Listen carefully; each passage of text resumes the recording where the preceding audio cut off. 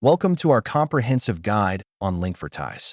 Today, we will explore its purpose and the common issues users encounter, including the frustrating stuck on loading 2025 problem.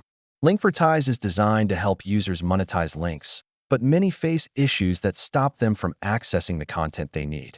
Let's discuss the most common problems.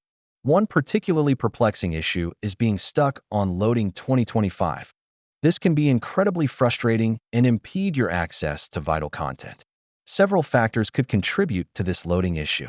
Let's delve into the potential causes that might be at play here.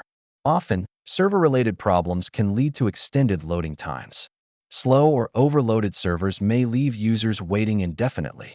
Browser compatibility also plays a crucial role.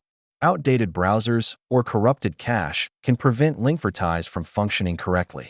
Ad blockers and stringent privacy settings can hinder Linkvertise from loading ads, which may lead to a stuck loading screen. To help resolve this issue, we recommend several troubleshooting steps, such as clearing your cache and checking browser settings. If you still experience issues after trying these solutions, it may be time to contact Linkvertise support for further assistance.